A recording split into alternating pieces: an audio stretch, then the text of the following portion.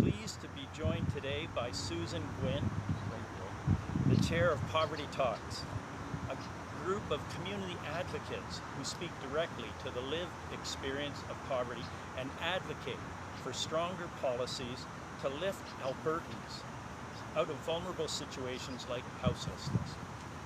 This week, we learned that Alberta is expecting to receive an even larger revenue windfall than anticipated.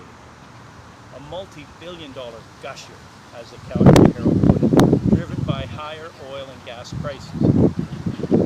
I'm here today because while all Albertans share ownership of these resources, it's clear that under the UCP, not all Albertans are enjoying the benefits. Today, inflation is at a 40-year high, and more Albertans than ever are struggling to make ends meet. A recent survey shows 80% of Albertans have already cut back their discretionary spending, while another study says half of Albertans are now relying on debt to cover their household expenses. A report by the University of Toronto shows Alberta has the highest level of food insecurity in Canada, as 1 in 5 households can't afford to shop at the grocery store or keep food on the table anymore. Folks, this is not what life should look like in the richest province in Canada. Albertans are asking for help, and one of the places they're seeking that help is by calling 211. I have to stress 211 is a very important service. It connects Albertans to a full range of community, government, social, and health services. It's free, it's confidential, and it's available 24 hours a day, 7 days a week, in over 170 languages. I encourage anyone who needs help to use 211. In fact, I know that for many it has been the best resource for accessing programs launched to help people through the pandemic. However, what some don't know is 211, in addition to maintaining an Alberta-wide database of community services and access to those services, it also keeps tracking the use of 211, including the number of identified needs and unmet needs. The times that Albertans were not able to receive help in some form, that's the unmet needs. The data we have today shows us a picture of a province where more families are struggling to get by. The number of calls to 211 has gone up 30% in the last 3 years. The number of people requesting help with meeting their basic needs has more than doubled. In the last 8 months, more than 18,000 Albertans have called 211 because they couldn't meet their basic needs for things like food and shelter. And it's clear that more Albertans are falling through the cracks as the number of unmet needs has also been going up. So far this year, more than 5,300 Albertans have not had their needs met, and more than half of those live right here in Calgary. The reasons why their needs are not met are also tragic. Sometimes people refuse a service that is offered, but more and more Albertans are being told that the agency they want to go to can't take them, or doesn't have the resources. They're told they're not eligible for the program that exists to help them, or there is simply no program. We all deserve it. Recently, Jason Kenney said, Alberta is calling. Well, I'm here today because Albertans are calling, and they're asking for help. The UCP needs to look at this data and realize that these are more than numbers. They're real people with real difficulties. It's not a surplus if you're failing to support Albertans at a time that they need it most. And it's not a surplus when Albertans are paying more income tax, more for fees, more tuition, and higher bills. And it's not a surplus if more Albertans are living in poverty and can't afford to put food on the table. Albertans deserve a government that puts families first. That's exactly what they'll get next year when they have a chance to choose an NDP government. Thank you, and now I'd like to invite Susan to go in for some brief remarks. Susan. Hold that until you get here. Thank you, Joe. As Joe mentioned, mentioned, my name is Susan Gwen, and I am the chair of Poverty Talks. Our organization brings together Albertans who have lived poverty experience in our province, whether that be houselessness, job instability, food insecurity, and all the other struggles. And we work to advocate for them and ourselves to create positive changes in the lives of Albertans. There are currently 9 of us. We work with nonprofits, social services providers, and the government to help make programs better and develop them in the best ways possible to actually help Albertans. We continue to advocate for policies that will eliminate poverty, not just reduce it. In just a few weeks, we will recognize the International Day for the Eradication of Poverty, which is October 17th. And yet, our province isn't any closer to achieving any of those urgent and important goals. It isn't a surprise to hear Joe talk about the increased calls to 211. Anyone who works with vulnerable populations knows that Calgary especially has seen a dramatic increase in Albertans struggling with poverty, addictions, mental health, and of course, just the cost of living. And it's only getting worse. Yesterday, I spoke to a family who are being forced to leave their home and face homelessness just because they can't afford the rent, on top of everything else they have to pay for utilities, food, etc., etc. They both have jobs. It's just unacceptable. At Poverty Talks, we know that these are complex issues, but we also know that there are solutions, real solutions, that can change lives, but it requires a coordinated focus from different levels of government. And if this province has a surplus, some of it must be used to address these issues of poverty. Today, we call on the UPC government, as we would any party in power, to take action to help with housing and rent being absolutely out of control. We join the NDP calling for benefits to be re-indexed to inflation. The UPC has broken promises to people on age and income support, and it's hurt Albertans. It's not just a number on a page. These are actual people that are being hurt. The programs need to be restored, along with the seniors drug plan, which the UPC pulled apart, a policy that affects women mostly, and older women. We need to come together, every single one of us, to discuss what ways that we can address this to make it better and address the actual root causes of poverty and build stronger communities. That would be what we would call a good start. And there's so much to be done. At this point, the surplus is not the UPC surplus. The actual money has been cut from funding programs, taken out of the communities. We are seeing the direct impacts of that, and it needs to be put back. Every day we wait and we risk more people falling through the cracks, and we need to send a message. The government of Alberta must send a message that every person counts. Not just the wealthy, but everyone. Thank you. Thank you, Susan. You're welcome. Okay, we'll now open up to questions in person. What's happening? Sorry.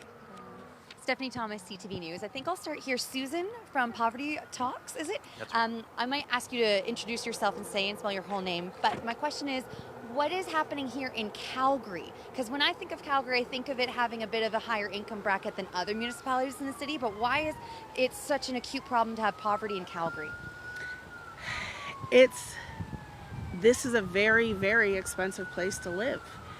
I mean, along with just the normal cost of milk and bread and shoes, you also have rents that are absolutely out of control, and we have utilities that are astronomical.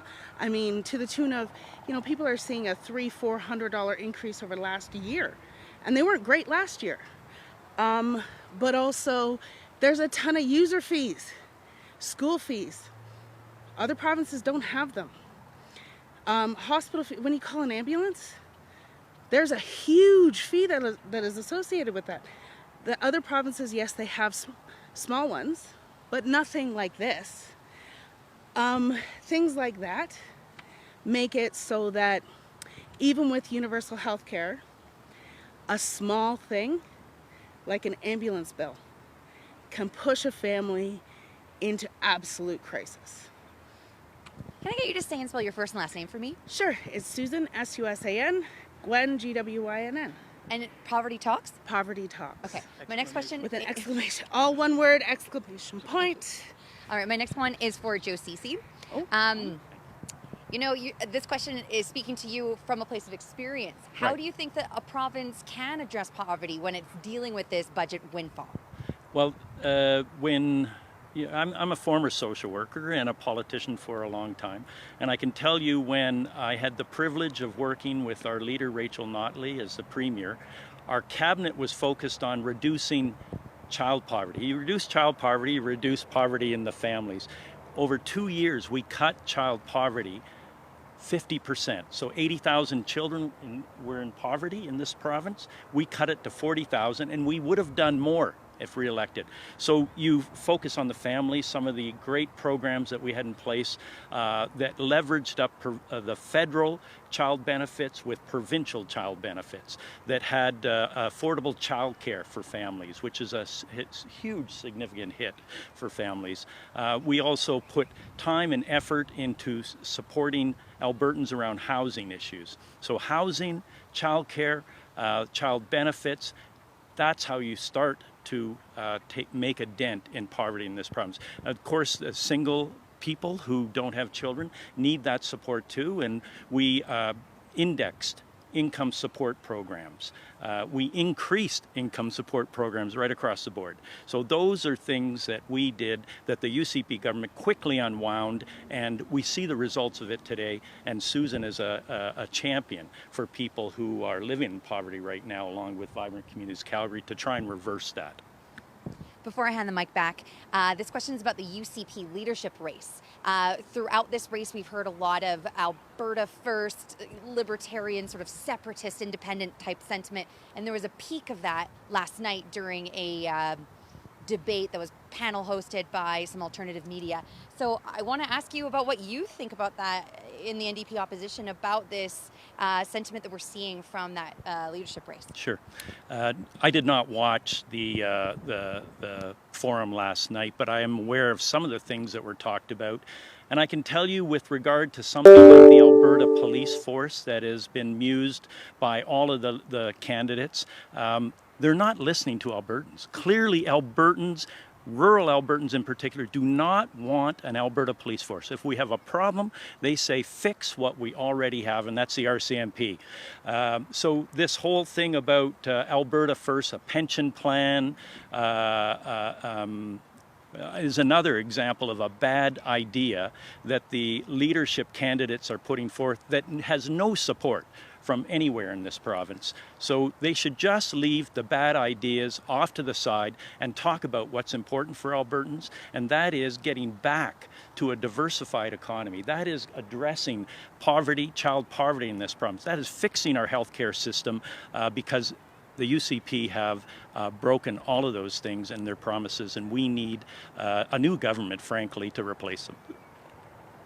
Okay, we'll now move to questions on the line. First question goes to Janet French.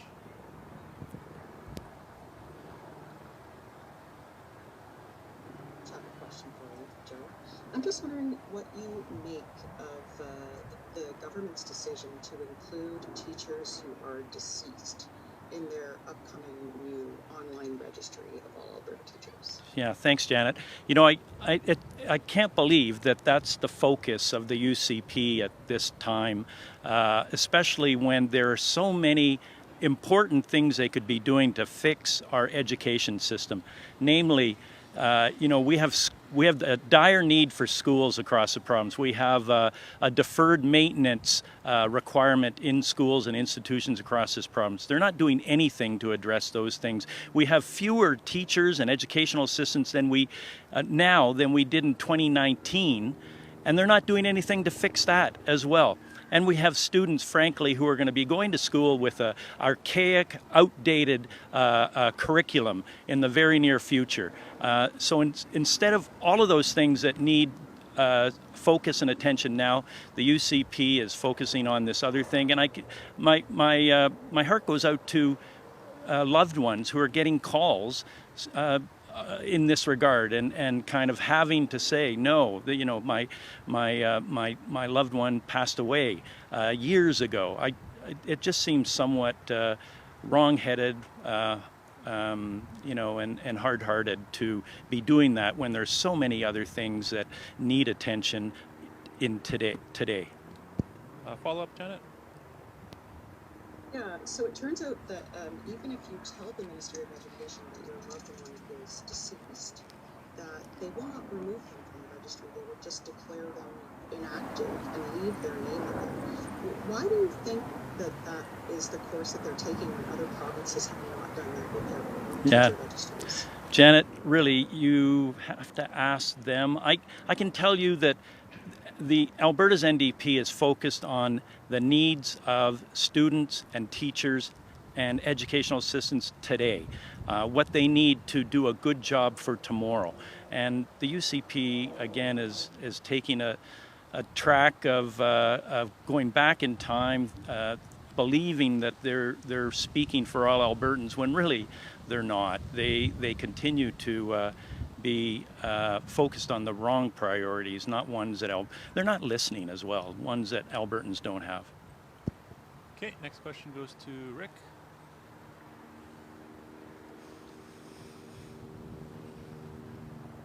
Go ahead, Rick, and unmute. Your line should be open.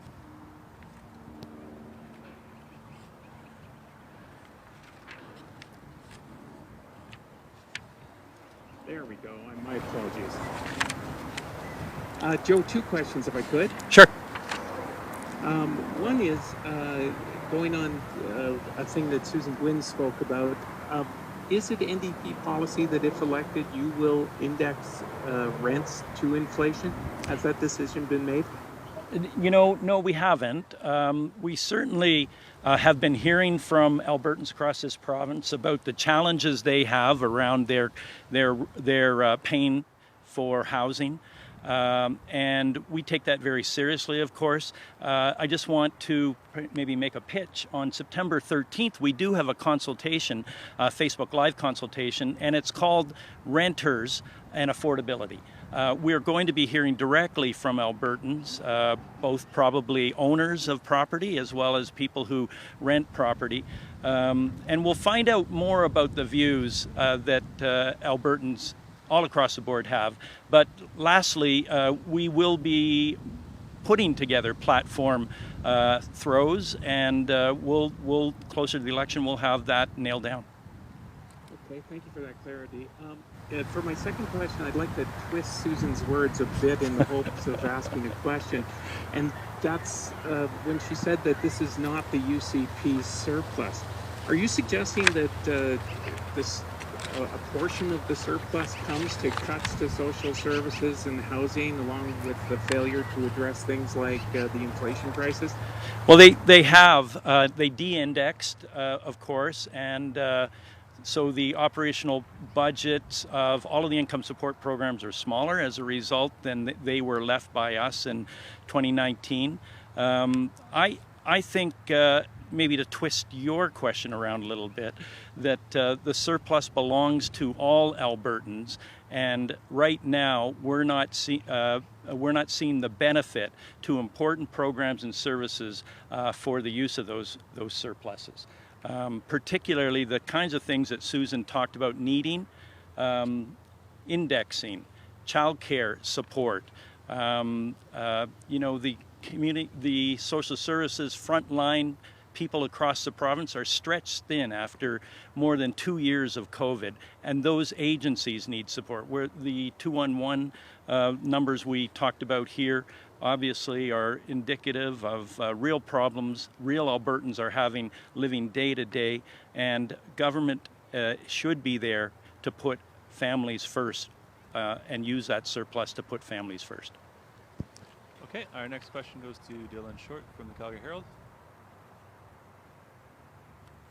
Hello, my question is for Susan. Susan, you said that you would ask... Just a sec. Sorry. Okay. I'm here. Yes. Sorry. Susan, you had mentioned off the top that you would, sort of be making asks, regardless of who was in power or who was running the government. I guess, could you just go a little bit more into what measures you would like to see any government put in place to help deal with, inflation and deal with the cost of living and everything else that you spoke about? Well, it's a loaded question. I have a lot of time. I don't sleep well. There needs to be some really strong policies set around the amount of inflation that our city, our province actually allows to happen. And ways, I don't know the ways, but I'm informed that there are ways to control inflation better than we have been doing. And through not doing it, people are really hurting. Yeah, so I would say that work needs to be done, not necessarily by me. I just need to tell them that they have to do the work. And then people like Joe and his people step in and do the work. And we say, this is what we need. And they say, well, this is what we can do. And 9 times out of 10, we say, we'll live with that. But with the current government, it hasn't been that way. It's been this is what we're doing, and there's no negotiation, there's no help, there's no support, there's no any kind of willingness to look at the point of view that not everybody has a lot of money. And sometimes even poverty comes in the form of social isolation. And, fighting to keep people on transit, fighting to keep people able to access grocery stores. And that sounds like a silly thing because everyone's like, well, you can just walk into them. Yeah, but you don't have the money to leave with food. So what's the point? And it becomes a very long-winded answer. I'm sorry. That's all. Do you follow up there, Dylan? Sorry. Yeah, I do. Thanks for the answer. Next question is for Joe. Good. I apologize off topic a little bit. But we just found out that booster doses for children 5 to 11, I believe, will begin next week. I just wanted to get your thoughts on the timing of this. Obviously, school's starting pretty quickly after, and just around the timing of when boosters work. Yeah, certainly, I think boosting kids is a great idea. We need to make those booster shots available and accessible to children and parents. And I think the government needs to do a better job in making that happen and encouraging everyone to get boosted, the 5 to 11-year-old group to get boosted. So yeah, I'm happy to hear it. Accessibility is always an issue. And if it could be made more accessible, and I think in the past we've called for schools to be a source of that booster or presence of vaccines, but that has been ruled out of hand by the current government, and other provinces do it, and it has been successful. Okay, another question to Janet French.